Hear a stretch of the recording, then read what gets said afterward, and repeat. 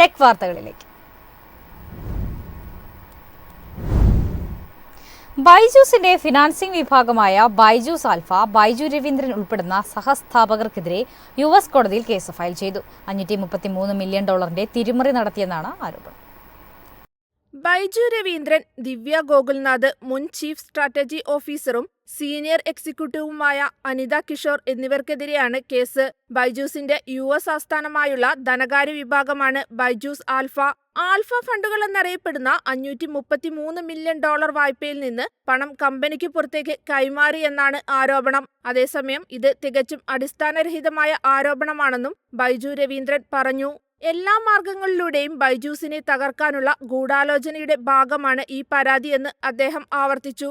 ബൈജൂസിന് US വായ്പ നൽകുന്നവരുടെ ട്രസ്റ്റിയായ glass ട്രസ്റ്റിനെതിരെ നേരത്തെ ബൈജൂസ് പരാതി നൽകിയിരുന്നു.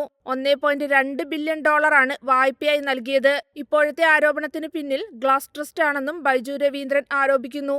News desk MyFin TV. US താരിഫുകൾ താൽക്കാലികമായി നിർത്തിയതിനാൽ നിക്ഷേപം ആകർഷിക്കാൻ തയ്യാറെടുത്ത ഇന്ത്യൻ ഇലക്ട്രോണിക്സ് മേഖല. ചൈനീസ് കയറ്റുമതിക്ക് യുഎസ് 145% തീരുവ ചുമത്തുന്നതായി ഇന്ത്യക്ക് നേട്ടമാവും.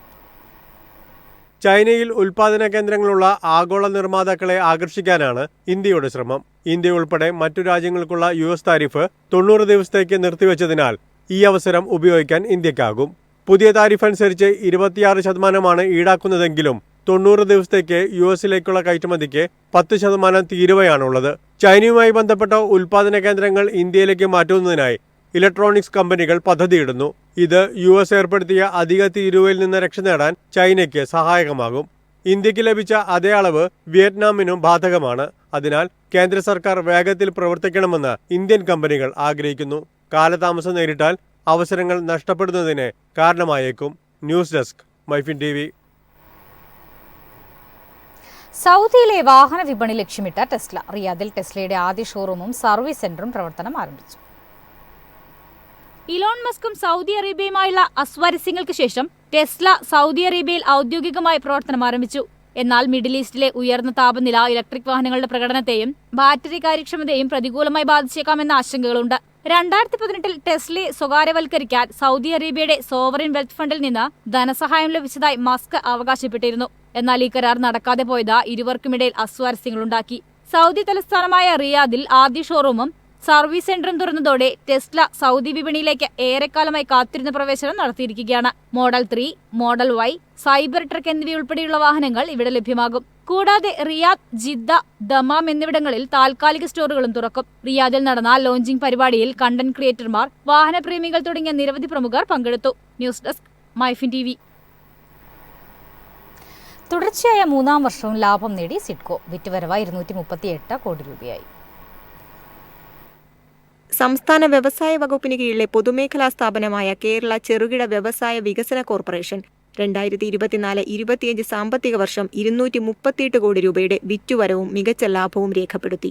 തുടർച്ചയായ 3-ാമത്തെ വർഷമാണ് സിഡ്കോ 200 കോടി രൂപയ്ക്ക് മുകളിൽ വാർഷിക വിറ്റുവരവ് നേടുന്നത്.